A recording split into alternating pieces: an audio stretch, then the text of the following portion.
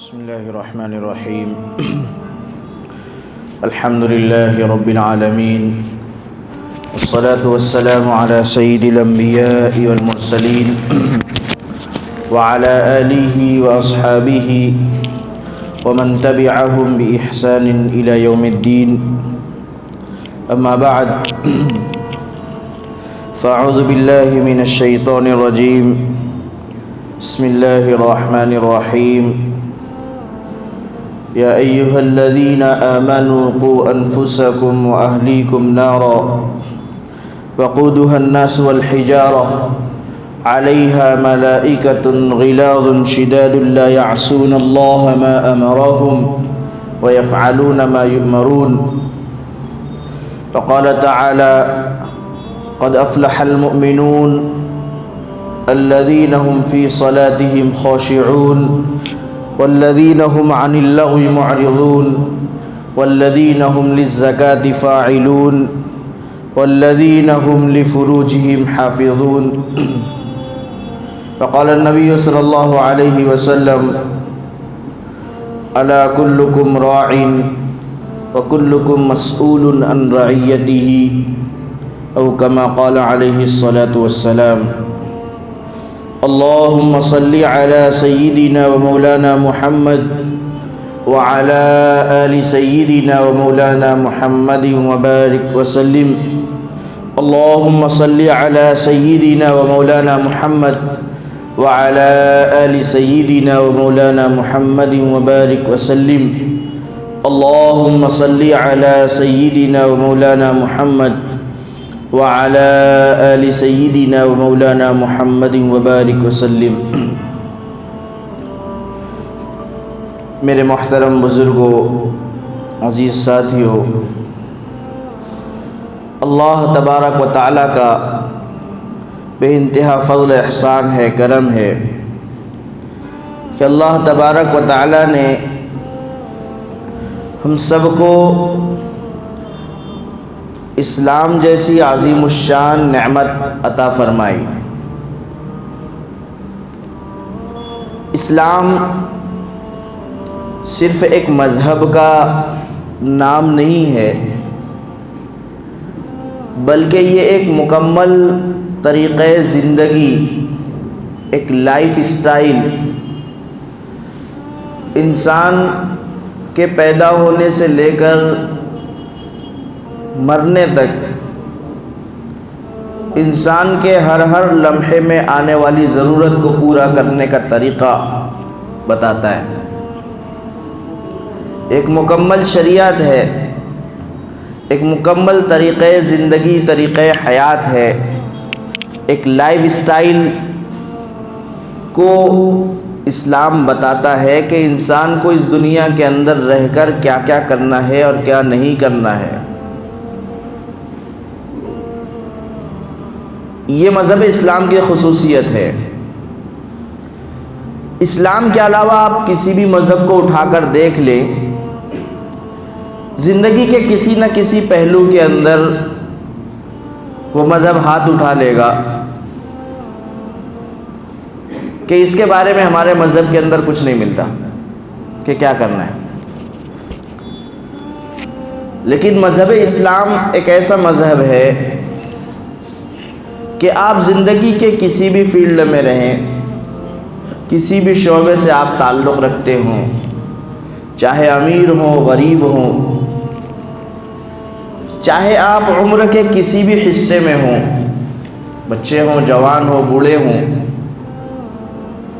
آپ صحت اور تندرستی کے ساتھ ہوں یا بیماری کے آپ کو لاحق ہو، غرض یہ کہ زندگی کے کسی بھی شعبے میں، کسی بھی فیلڈ میں اسلام ہم کو یتیم اور تنہا نہیں چھوڑتا۔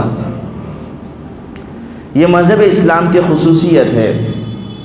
اسی لیے اللہ تبارک و تعالیٰ نے یہ اعلان کر دیا الیوم اکملت لکم دینکم واتممت علیکم نعمتی ورضیت لکم الاسلام دینا، کہ میں نے آج تم پر دین کو مکمل کر دیا ہے۔ یہ اللہ تبارک و تعالیٰ نے صاف طور پر اعلان کر دیا۔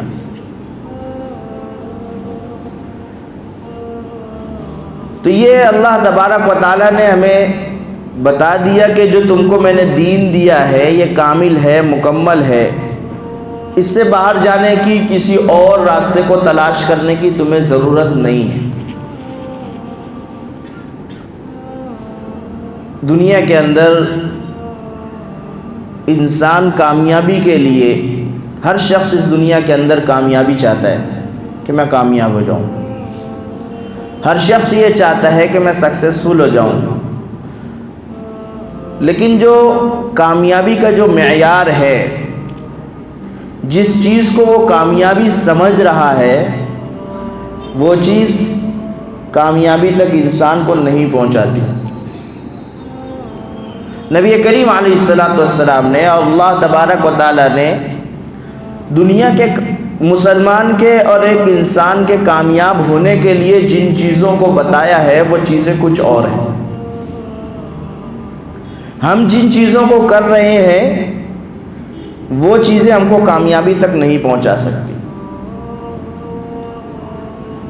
جگہ جگہ پر قرآن کریم نے اور نبی کریم علیہ السلام کی احادیث نے ہماری سکسیس کے لیے، ہماری کامیابی کے لیے گر بتائے ہیں، طریقے بتائے ہیں کہ یہ چیز کر لو تم کامیاب ہو جاؤ گے، یہ چیزیں کر لو کامیاب ہو جاؤ گے، ان چیزوں سے بچ جاؤ، کامیابی تمہارے قدم چومے گی۔ لیکن ہم دوسرے لوگوں کو دیکھ کر، دوسرے مذاہب والوں کے طور طریقے کو دیکھ کر ہم یہ سمجھ رہے ہیں کہ کامیابی انہی چیزوں کے اندر ہے۔ اللہ تبارک و تعالیٰ ارشاد فرماتے ہیں قد افلح المؤمنون الذین هم فی صلاتهم خاشعون۔ ایک پوری لسٹ اللہ تبارک و تعالیٰ ہم کو دے رہے ہیں کہ کامیاب کون لوگ ہیں۔ ہم یہ سمجھتے ہیں کہ اگر ہم نے اسلام کا کلمہ پڑھ لیا ہے، نبی کریم علیہ السلام کو اپنا رسول تسلیم کر لیا ہے، تو ہم کامیاب ہیں، جنت ہمارے لیے واجب ہے، ہمارے لیے جنت فرض ہو گئی، اب ہم کو کوئی جنت میں جانے سے نہیں روک سکتا۔ لیکن اللہ تبارک و تعالی ارشاد فرما رہے ہیں قد افلح المؤمنون الذین هم فی صلاتهم خاشعون، کہ مومن کامیابی اسی وقت حاصل کر سکتا ہے جب وہ عبادت کے لیے کھڑا ہو تو اس کا دھیان، اس کی توجہ، اس کا دل و دماغ صرف اور صرف اللہ تبارک و تعالیٰ کی ذات کے ساتھ اٹکا ہوا ہو۔ انسان اس دنیا کے اندر رہتے ہوئے، مسلمان اس دنیاوی زندگی کے اندر رہتے ہوئے بہت سارے مشاغل کے اندر، بہت ساری مصروفیتوں کے اندر رہتا ہے۔ یہاں پر نماز کا تذکرہ ہے کہ نماز کے اندر خشوع و خضوع کے ساتھ رہے، لیکن قرآن کریم جو ہے یہ قاعدے کو بتاتا ہے، بہت زیادہ ڈیٹیل اور تفصیل کے ساتھ قرآن کریم ہم کو ایک ایک چیز نہیں بتاتا، چونکہ اللہ تبارک و تعالیٰ نے ہمیں عقل دی ہے، فہم دی ہے، تو اللہ تبارک و تعالیٰ یہ سمجھتے ہیں کہ آدمی اپنے اعتبار سے سوچ لے، سمجھ لے۔ تو اللہ تبارک و تعالیٰ فرما رہے ہیں کہ مومن بندہ اس وقت کامیاب ہو سکتا ہے جب وہ خشوع و خضوع کے ساتھ، یعنی اس طریقے سے اپنی عبادتوں کے اندر لگا رہے کہ اسے ہر وقت اللہ تبارک و تعالیٰ کا دھیان ہو، وہ سمجھے کہ میں کس کے ساتھ سامنے کھڑا ہوں، میں کس کی عبادت کر رہا ہوں، میرا پروردگار کتنا عظیم ہے، اس کی کیا شان ہے، میں اس کے سامنے کھڑا ہوں۔ تو یہ ہماری زندگی، ہماری پوری 24 گھنٹے کی زندگی اللہ تبارک و تعالیٰ کے سامنے ہے۔ ہم صرف نماز کے اندر اللہ تبارک و تعالیٰ کے سامنے نہیں ہیں، ہم صرف نماز کے اندر اللہ تبارک و تعالیٰ کے پابند نہیں ہیں، صرف نماز ہمارے لیے عبادت نہیں ہے، بلکہ زندگی کے اندر اور زندگی کے ہر شعبے کے اندر ہم اللہ تبارک و تعالیٰ کی عبادت کے اندر مشغول ہیں۔ ہم کاروبار کر رہے ہیں، ہم بیوی بچوں کے ساتھ ہیں، ہم گھر پر ہیں، ہم دکان پر ہیں، ہم اللہ تبارک و تعالیٰ کی عبادت ہی کے اندر ہیں، ہم اللہ کے حکموں کو پورا کر رہے ہیں۔ بیوی بچوں کے ساتھ حسن سلوک کے ساتھ رہنا، ان کے ساتھ پیار و محبت کے ساتھ رہنا، ان کے فرائض کو پورا کرنا، یہ بھی عبادت ہے۔ کاروبار کو حلال طریقے سے روزی کمانا یہ بھی اللہ تبارک و تعالیٰ کا حکم ہے، فریضہ ہے، یہ بھی عبادت ہے۔ غرض یہ کہ ہم زندگی کے جس شعبے کے اندر ہوں، جس فیلڈ کے اندر ہوں، ہمارا دھیان یہ ہو، ہمارے دل و دماغ کے اندر یہ بات پیوست ہونی چاہیے کہ ہم اللہ تبارک و تعالیٰ کے سامنے کھڑے ہوئے ہیں، اللہ تبارک و تعالیٰ ہمیں دیکھ رہا ہے۔ جب یہ تصور ہمارے دل و دماغ کے اندر ہوگا تو ہم خود بخود حرام چیزوں سے اور ان چیزوں سے بچنے والے بن جائیں گے جن سے اللہ تبارک و تعالیٰ ناراض ہوتے ہیں، اور ان چیزوں کو کرنے والے بن جائیں گے جن سے اللہ تبارک و تعالیٰ اور نبی کریم علیہ السلام خوش ہوتے ہیں۔ تو کامیاب بندہ وہ ہے جو اپنے 24 گھنٹے کی زندگی کے اندر اللہ تبارک و تعالیٰ کے دھیان کو، اللہ تبارک و تعالیٰ کی ذات کو، اللہ تبارک و تعالیٰ کی پسند اور ناپسند کو اپنے دل و دماغ کے اندر پیوست کیے ہوئے ہو، جمائے ہوئے ہو۔ ہر قدم پر وہ یہ دیکھنے والا ہو کہ اللہ تبارک و تعالیٰ کا حکم کیا ہے، نبی کریم علیہ السلام کا طریقہ کیا بتاتا ہے۔ اسی طریقے سے دوسری چیز اللہ تبارک و تعالیٰ نے ارشاد فرمائی کہ بندہ مومن اس وقت کامیاب ہو سکتا ہے جب وہ اپنے آپ کو لغو اور فضول چیزوں سے بچائے رکھے، اپنے آپ کو ایسی چیزوں سے بچائے رکھے جس کا نہ دنیا کے اندر کوئی فائدہ ہے اور نہ آخرت کے اندر کوئی فائدہ ہے۔ یہ بندہ مومن کی دوسری صفت ہونی چاہیے۔ تیسرا اللہ تبارک و تعالیٰ فرماتے ہیں والذین هم للزکاة فاعلون، کہ بندہ مومن کے اندر یہ صفت ہونی چاہیے کہ وہ اس کے معاملات پاک صاف ہوں، وہ زکوٰۃ دینے والا ہو۔ زکوٰۃ دینے سے مراد یہ نہیں ہے کہ جب رمضان آئے اور اپنی زکوٰۃ کو دے دے، بلکہ اس سے مراد یہ ہے کہ بندہ مومن کے تمام معاملات صاف ہوں، بندوں کے ساتھ جو اس کے تعلقات ہوں، اس کے معاملات ہوں، چاہے وہ پیسے کا لین دین ہو یا یہ کہ اس کے حقوق ہو، بندوں کے حقوق ہو، ان تمام کی ادائیگی سے وہ بالکل پاک صاف ہونا چاہیے۔ معاملات کے اندر بالکل پاکی اور صفائی ہونی چاہیے۔ یہ بندے مومن کے اندر یہ صفت ہونی چاہیے۔ بہرحال اللہ تبارک و تعالیٰ نے یہ پوری لسٹ ہمارے سامنے بیان کی ہے کہ کامیابی کا معیار کیا ہے، بندہ مومن کس وقت کامیاب ہو سکتا ہے۔ ایک مسلمان ایک ایسا شخص جس نے اللہ تبارک و تعالیٰ کا کلمہ پڑھا ہے، نبی کریم علیہ السلام کی رسالت کو تسلیم کیا ہے، اس کو کامیاب ہونے کے لیے کون کون سی چیزیں کرنی چاہیے، قرآن کریم کے اندر جگہ جگہ پر ہم کو وہ چیزیں مل جائے گی۔ اللہ تبارک و تعالیٰ قرآن کریم کے اندر ارشاد فرماتے ہیں کہ اے ایمان والو، اپنے آپ کو اور اپنے گھر والوں کو، اپنے اہل و عیال کو جہنم کی آگ سے بچاؤ۔ اپنے آپ کو کس طریقے سے بچانا ہے؟ دو چیزیں اللہ تبارک و تعالیٰ نے اس آیت کے اندر ذکر کی کہ آدمی اپنی فکر کرے، پہلے اپنے آپ کی فکر کرے، پھر اپنے گھر والوں کی، اپنے اہل و عیال کی فکر کرے، یعنی تزکیہ نفس، اصلاح نفس، اپنے آپ کی فکر کرنا کہ میں کس طریقے سے جہنم کی آگ سے بچنے والا بن جاؤں، اور میرے گھر والے، میرے بیوی بچے کس طریقے سے جہنم کی آگ سے بچنے والے بن جائیں۔ یہ اللہ تبارک و تعالیٰ نے کامیابی کا معیار بتایا۔ بات چل رہی کہ آدمی کامیاب کیسے ہو۔ کامیاب آدمی اس طریقے سے ہوگا کہ آدمی اپنے آپ کو جہنم کی آگ سے بچا لے، اپنے گھر والوں کو جہنم کی آگ سے بچا لے۔ یہ دو کام اگر آدمی کر لیتا ہے تو یہ سمجھا جائے گا کہ وہ شخص اس دنیاوی زندگی کے اندر رہتے ہوئے کامیاب ہو گیا۔ ان دونوں کام کرتے ہوئے وہ دنیا سے رخصت ہو گیا، اس کا مطلب کہ وہ کامیاب ہو گیا۔ اس کے پاس بینک بیلنس ہے یا نہیں ہے، اس کی دنیاوی زندگی کے آرام اور سہولیت کی چیزیں اس کے پاس ہے یا نہیں ہے، اس سے کوئی مطلب نہیں ہے۔ صحابہ کرام رضی اللہ تعالیٰ عنہ اجمعین کے پاس کیا تھا، ان کی زندگیاں کیسی تھی، لیکن اس کے باوجود ہم یہ سمجھتے ہیں کہ وہ اس دنیا کے اندر کامیاب تھے۔ اسی وجہ سے آج ہم ان کی تعریف کرتے ہیں، آج ہم ان کا نام عزت و احترام کے ساتھ لیتے ہیں، حالانکہ ان کے گزرے ہوئے 1300-1400 سال گزر گئے، لیکن اس کے باوجود ان کا احترام ہمارے دلوں کے اندر ابھی بھی باقی ہے۔ اسی کو کامیابی کہتے ہیں۔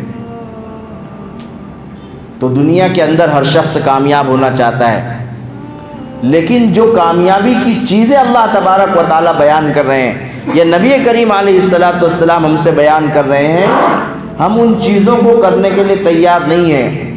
ہم یہ سمجھ رہے ہیں کہ دنیا کے لوگ جن چیزوں کو کر کے کامیاب ہونا چاہتے ہیں، ہونے کی کوشش کر رہے ہیں، ہم بھی انہی چیزوں کو کر کے کامیاب ہو جائیں گے، حالانکہ ایسا نہیں ہے۔ اللہ تبارک و تعالیٰ فرما رہے ہیں کہ اے ایمان والو، اپنے آپ کو جہنم کی آگ سے بچا لو۔ اب اپنے آپ کو جہنم کی آگ سے کیسے بچانا ہے؟ ہماری عبادات ٹھیک ہوں۔ سب سے پہلا نمبر آتا ہے کہ ہماری عبادتیں جو ہوں وہ ٹھیک ٹھاک ہوں۔ عبادتوں کے اندر بہت ساری چیزیں ہیں، نماز ہے، روزہ ہے، زکوٰۃ ہے، حج ہے۔ اس میں سب سے پہلا نمبر جو آتا ہے وہ نماز کا آتا ہے۔ بہت ساری چیزوں کو کرنے کے لیے عبادتیں ہیں، ان عبادتوں کے اندر بھی سب سے پہلی چیز ہے نماز۔ لیکن اسی نماز کا حال آپ دیکھ لیں کہ ہماری نمازوں کا کیا حال، کہ امت کا کتنا فیصد طبقہ نماز پڑھ رہا ہے۔ دوسری تمام چیزیں آپ جانے دیں، روزہ، زکوٰۃ، حج وغیرہ، وہ تمام چیزیں دوسرے نمبر پر ہیں۔ سب سے پہلی جو چیز ہے کرنے والے کاموں کے اندر سے، بہت ساری چیزوں میں سے سب سے پہلی چیز جو ہے وہ ہے نماز۔ اور اس نماز کے تعلق سے ہمارا کیا حال ہے وہ ڈھکا چھپا نہیں ہے، ہر شخص کو پتہ ہے کہ امت کا کتنا فیصد اور کتنا پرسنٹ طبقہ نماز کو پابندی کے ساتھ پڑھ رہا ہے۔ کچھ لوگ تو وہ ہیں جو لوگ پڑھ رہے ہیں، ان میں سے بھی بہت سارے لوگ وہ ہیں، بلکہ اکثر لوگ وہ ہیں جو پابندی کے ساتھ نہیں پڑھ رہے ہیں، اور جو پڑھ بھی رہے ہیں، جو پابندی کے ساتھ بھی پڑھ رہے ہیں، ان میں سے اکثر لوگوں کا حال یہ ہے کہ ان کی نماز جیسے اللہ تبارک و تعالیٰ چاہتے ہیں، جیسے نبی کریم علیہ السلام چاہتے ہیں، اس طریقے پر نہیں ہے۔ ہم نماز پڑھ رہے ہیں، اللہ کے سامنے کھڑے ہوئے ہیں، لیکن ہمارا دھیان کہیں اور ہے، ہم کاروبار کے اندر لگے ہوئے ہیں۔ نماز کا وقت ہوا، کچھ ہمارے دلوں کے اندر فکر پیدا ہوئی، ہم مسجد کے اندر آ گئے، جلدی جلدی آ گئے، وضو کیا، کوشش یہ ہے کہ کہیں ہماری رکعت نہ چلی جائے، امام صاحب رکوع میں ہیں، جلدی جلدی آ کر ہم صف کے اندر کھڑے ہو گئے، اور کوشش یہ ہے کہ ہماری رکعت نہ چلی جائے۔ اب جب ایک بندہ اتنی جلدی میں ہوگا کہ اس کی رکعت فوت نہ ہو جائے، کچھ سیکنڈوں کا اس کے اندر اس کے پاس وقت ہوگا اور وہ نماز کے اندر شریک ہو جائے گا، تو آپ اندازہ لگا سکتے ہیں کہ اس کی نماز کا کیا حال ہوگا۔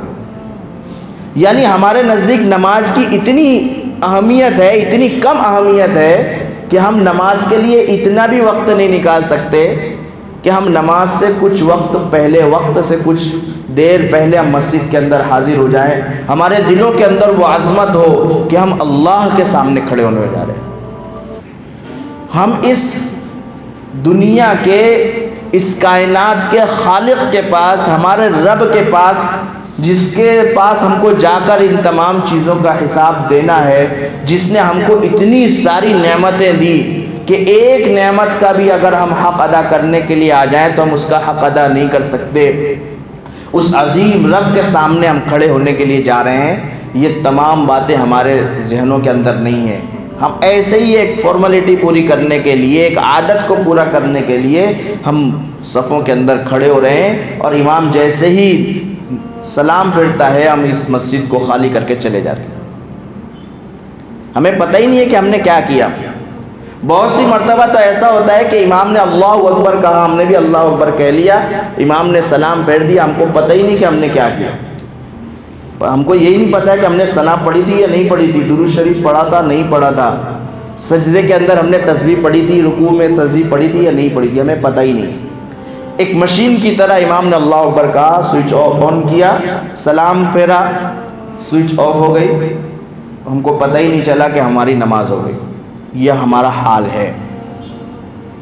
تو جو چیزیں کرنے کی ہے، جو اللہ تبارک و تعالیٰ نے ہم کو کرنے کے کام دیے ہیں، جو کامیابی کا ہمیں معیار بتایا ہے کہ یہ چیزوں کرو گے تو کامیاب ہو جاؤ گے، ان تمام چیزوں کے کرنے کی بات تو دور ہے، ان تمام چیزوں کے اندر سے جو پہلے نمبر کی چیز ہے، جو نماز ہے، وہ بھی ہم کر نہیں رہے ہیں، اور اگر کر بھی رہے ہیں تو جیسی کرنے کے لیے ہم کو کہا گیا ہے اس طریقے سے نہیں کر رہے ہیں۔ اس کے باوجود ہم یہ سمجھ رہے ہیں کہ اس دنیا کے اندر ہم کامیاب ہیں، جنت تو ہمارے لیے ہی بنی ہے۔ اس لیے ہمیں غور کرنا چاہیے، ہم اپنی زندگی کے اوپر غور کریں۔ معاملات تو دوسری چیز ہے، ہمارے معاملات کیا ہیں وہ تو آپ جانتے ہی ہیں۔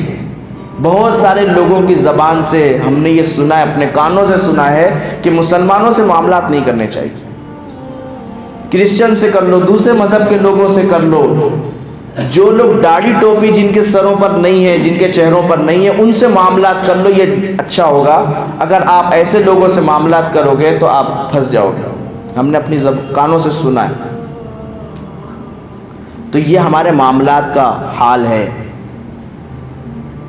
ہمارے اخلاق کا حال یہ ہے کہ لوگ ہمیں دیکھ کر اسلام سے نفرت کرتے ہیں کہ مسلمان ایسا ہوتا ہے۔ نہیں، صحابہ کرام کے اخلاق کیا تھے؟ ہندوستان کی تاریخ آپ پڑھیں کہ ہندوستان کے اندر آج جو ہم لوگ مسلمان ہیں، جو اسلام کی چہل پہل ہے، وہ کیسے ہوئی؟ عرب آئے تھے، عرب تجار یہاں پر آئے، تاجر آئے، بزنس مین آئے، وہ ہماری زبان، ہماری لینگویج نہیں جانتے تھے، اس کے باوجود اسلام اتنی تیزی کے ساتھ کیسے پھیل گیا؟ ان کے اخلاق کو دیکھ کر، ان کے طور طریقے کو دیکھ کر۔ ان کی زبان تو جانتے نہیں تھے، وہ دعوت و تبلیغ نہیں کر سکتے تھے، لوگوں کو نہیں سمجھا سکتے تھے، لیکن ان کے اخلاق کو دیکھ کر لوگ اتنے زیادہ متاثر ہو گئے کہ لوگوں نے سمجھا کہ واقعی ان کے اندر کوئی نہ کوئی چیز ہے،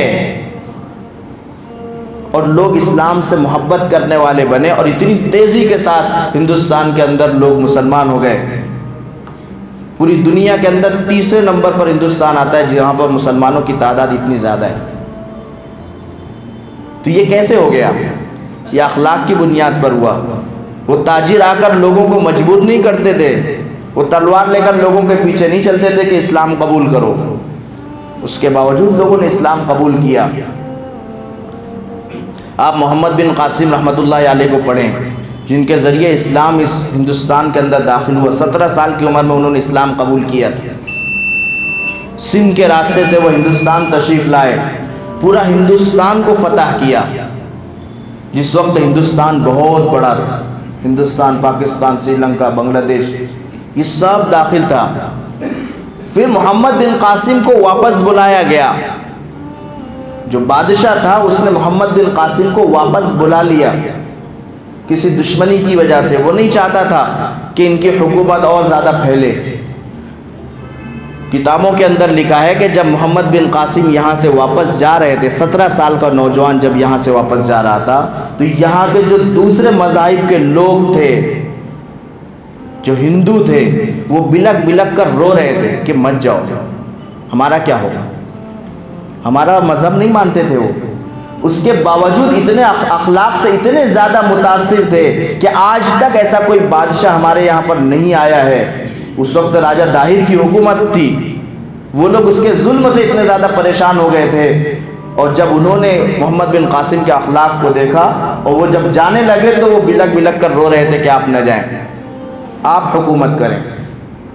تو یہ ہماری تاریخ رہی ہے، یہ ہمارا اخلاق ہے جو ہم نبی کریم علیہ السلام نے ہم کو سکھایا ہے۔ تو ہمارے اخلاق درست ہوں۔ آج ہم یہ سمجھ رہے ہیں کہ دنیا کے اندر یہ فساد پھیل گیا ہے، پوری دنیا کے لوگ ہمارے اوپر ٹوٹ پڑے ہوئے ہیں۔ یہ ایسے ہی نہیں ہو گیا، یہ 1-2 دن کے اندر نہیں ہو گیا۔ اللہ تبارک و تعالیٰ نے کوئی ہمارے اوپر ظلم نہیں کیا ہے، بلکہ اللہ کا رحم ابھی بھی جاری ہی ہے۔ یہ ہم ہمارے اخلاق کی وجہ سے، ہمارے کردار کی وجہ سے، ہمارے اپنے نفس کی وجہ سے ہے۔ ظہر الفساد فی البر والبحر بما کسبت ایدی الناس۔ اللہ تبارک و تعالیٰ فرماتے ہیں کہ دنیا کے اندر چاہے وہ خشکی ہو تری ہو، جو فساد ہوتا ہے، جو بگاڑ پیدا ہوتا ہے، وہ لوگوں کے اپنے ہاتھوں کی وجہ سے ہوتا ہے، اپنی کمائی کی وجہ سے ہوتا ہے۔ تو آج ہمارے اوپر جو ظلم ہے، جو ماحول بنا ہوا ہے، کروڑوں کی تعداد کے اندر ہم ہیں، لیکن اس کے باوجود ہم اپنے آپ کو مظلوم سمجھ رہے ہیں، ایسا لگ رہا ہے کہ ہم کچھ نہیں کر سکتے۔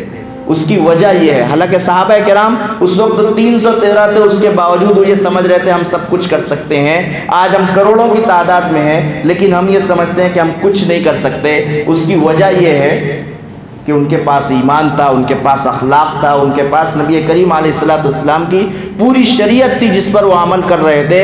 آج ہمارے پاس کچھ نہیں ہے، آج ہمارے پاس وہ ایمان نہیں ہے، وہ اخلاق نہیں ہے۔ اللہ تبارک و تعالیٰ فرماتے ہیں وَأَنْتُمُ الْأَعْلَوْنَ إِن كُنتُم مُؤْمِنِينَ، کہ تمہاری ہی حکومت ہوگی، تم ہی سربلند رہو گے، لیکن بس شرط یہ ہے کہ تم مومن ہو۔ إِن كُنتُم مُؤْمِنِينَ۔ آج ہمارے اندر ایمان نہیں ہے، آج ہمارے اندر اخلاق نہیں ہے، جن چیزوں کو کامیابی کا معیار بتایا ہے وہ چیزیں نہیں ہیں۔ اللہ تبارک و تعالیٰ قسم کھا کھا کر کہہ رہے ہیں کہ تم کامیاب ہو جاؤ گے اگر تم میرے طریقے کے مطابق، میرے بتائے ہوئے احکام کے مطابق زندگی گزارو گے تو کامیاب ہو جاؤ گے۔ آج ہمیں بات سمجھ میں نہیں آ رہی۔ اتنے حالات کے باوجود، اتنی تمام چیزوں کے ہونے کے باوجود ہماری صفیں آج بھی خالی ہیں، ہمارے اندر آج بھی اتحاد و اتفاق نہیں ہے، ہم اسی جھگڑے کے اندر لگے ہوئے ہیں۔ ہمارے گھروں کے جھگڑے ختم نہیں ہو رہے ہیں، ہمارے پڑوسیوں کے ساتھ معاملات درست نہیں ہو رہے ہیں، ہمارے لوگوں کے ساتھ لین دین ابھی تک درست نہیں ہو رہے ہیں، ہم لوگوں کے ساتھ ابھی تک پیار محبت کے ساتھ رہنے والے نہیں بن پا رہے ہیں۔ تو اللہ تبارک و تعالیٰ قسم کھا کھا کر کہہ رہے ہیں، اللہ تبارک و تعالیٰ نے قرآن کریم کے اندر ارشاد فرمایا قد افلح من زکاہا، جس نے اس نفس کی اصلاح کر لی، میرے بتائے ہوئے طریقے کے مطابق زندگی گزار لی، وہ کامیاب ہو جائے گا۔ جس نے میرے بتائے ہوئے طریقے کو ٹھکرا دیا وقد خاب من دساہا، وہ ناکام ہو جائے گا۔ اللہ تبارک و تعالیٰ نے قسم کھا کر فرمایا والشمس وضحاہا، کہ قسم ہے سورج کی جس کو میں نے پیدا کیا، اتنا زبردست سورج ہے کہ جس کے قریب کوئی نہیں جا سکتا، جس کی بڑا ہونے کا، جس کی حجامت کا کوئی اندازہ نہیں لگا سکتا، کہ جب وہ روشن ہوتا ہے تو پوری دنیا روشن ہو جاتی ہے، پورے ستارے روشن ہو جاتے ہیں۔ اتنے عظیم سورج کی قسم کھا کر کہتا ہوں کہ کامیاب ہو جائے گا وہ شخص جو میرے بتائے ہوئے طریقے کے مطابق زندگی گزارے گا، اور جو میرے بتائے ہوئے طریقے کے خلاف زندگی گزارے گا وہ ناکام ہو جائے گا۔ بندے کو سمجھ میں نہیں آیا۔ اللہ تبارک و تعالیٰ نے پھر قسم کھائی والقمر اذا تلاہا، یہ جو چاند ہے، جب وہ چاند نکلتا ہے تو پوری دنیا کے اندر روشنی پھیل جاتی ہے، ٹھنڈک پھیل جاتی ہے، اس سے بے شمار فائدے ہوتے ہیں۔ اس چاند کی قسم کھا کر کہتا ہوں کہ کامیاب ہو جائے گا وہ شخص جو میرے بتائے ہوئے طریقے کے مطابق زندگی گزارے گا، اپنے آپ کی اصلاح کر لے گا۔ اور جو شخص میرے بتائے ہوئے طریقے کے مطابق زندگی نہیں گزارے گا، اپنی مرضی کے مطابق زندگی گزارے گا، اپنے نفس کو بگاڑ لے گا، وہ ناکام ہو جائے گا۔ اللہ تبارک و تعالیٰ نے پھر قسم کھائی کہ یہ جب سورج نکل جاتا ہے، پورا دن روشن ہو جاتا ہے، لوگ اپنے کام کاج کے اندر لگ جاتے ہیں، اس دن کی قسم کھا کر کہتا ہوں کہ کامیاب ہو جائے گا وہ شخص جو اپنی اصلاح کر لے گا، جو اپنے آپ کو اللہ کی مرضی کے مطابق ڈال لے گا، وہ کامیاب ہو جائے گا۔ اور جو اپنے آپ کو اپنی مرضی کے مطابق ڈھالے گا، جو نبی کریم علیہ السلام کے طریقے کو ٹھکرا کر زندگی گزارے گا، جو کامیابی کو کسی اور چیز کے اندر سمجھے گا، وہ شخص ناکام ہو جائے گا۔ اللہ تبارک و تعالیٰ بار بار قسم کھا کر کہہ رہے ہیں کہ یہ جب رات آتی ہے تو پوری دنیا کے اندر اندھیرا ہو جاتا ہے، لوگ بستروں کے اندر چلے جاتے ہیں۔ کون وہ ذات ہے جو ایسی چیز کو پیدا کرتی ہے، رات جیسی عظیم چیز کہ آدمی پوری دن کا تھکا ماندہ ہے، لیکن جب وہ بستر پر جاتا ہے، رات آتی ہے تو اس کو چین سکون آ جاتا ہے، اس کی پوری تھکن دور ہو جاتی ہے۔ اس رات کی قسم کھا کر کہتا ہوں کہ کامیاب ہو جائے گا وہ شخص جو اللہ تبارک و تعالیٰ کے طریقے کے مطابق زندگی گزارے گا، ناکام ہو جائے گا وہ شخص جو اپنی مرضی کے مطابق زندگی گزارے گا، اپنے نفس کو بگاڑ لے گا، کامیابی کسی اور چیز کے اندر تلاش کرے گا۔ اللہ تبارک و تعالیٰ پھر ایک مرتبہ سمجھاتے ہیں کہ جو تم آسمان دیکھ رہے ہو کتنا اونچا آسمان ہے، اس ہزاروں کروڑوں سال سے اللہ تبارک و تعالیٰ نے اس کو پیدا کیا ہے۔ ایک چھت ہم بناتے ہیں، اس کے اندر بہت سارے پلر ہوتے ہیں، ایک وقت آتا ہے کہ یہ پلر جب کمزور ہو جاتے ہیں، یہ چھت گر جاتی ہے۔ اللہ تبارک و تعالیٰ نے کروڑوں سال سے آسمان کو پیدا کیا ہے، اس کے اندر کوئی ایک کمی بیشی نہیں ہوئی، کبھی یہ ٹوٹا نہیں، کبھی یہ گرا نہیں۔ اس آسمان کی قسم کھا کر کہتا ہوں، اور اس آسمان کے بنانے والے کی قسم کھا کر کہتا ہوں کہ کامیاب ہو جائے گا وہ شخص جو اپنی اصلاح کر لے گا، اور ناکام ہو جائے گا وہ شخص جو اپنے آپ کو اپنی مرضی کے مطابق زندگی گزارے گا، نبی کریم علیہ السلام کے طریقے کو چھوڑ کر زندگی گزارے گا۔ اللہ تبارک و تعالیٰ پھر قسم کھا کر کہتے ہیں، یہ آپ زمین دیکھ لیں کہ یہ زمین اللہ تبارک و تعالیٰ کی قیمتی خزانوں کا ایک نمونہ ہے کہ اسی زمین سے اللہ تبارک و تعالیٰ بہت ساری چیزیں نکالتے ہیں۔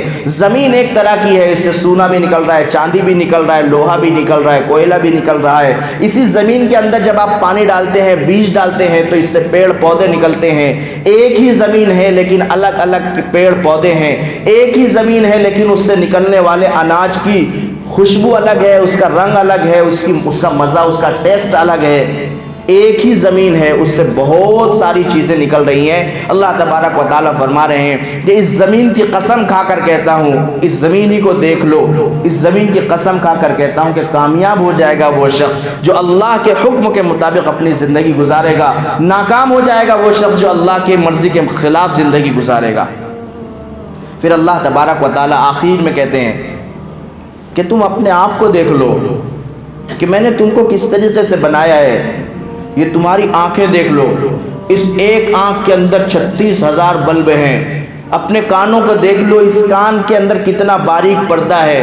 ایک باریک پردہ اگر آپ کے اندر سوراخ ہو جائے تو دنیا کی کوئی طاقت ایسی نہیں ہے جو اس باریک پردے کو بنائے۔ ایک باریک پردے کے اندر اللہ تبارک و تعالیٰ نے سننے کی صلاحیت رکھی ہے، اتنی باریک سی چیز ہے۔ آپ ایسا بنا کر دکھا سکتے ہیں تو دکھا دیں۔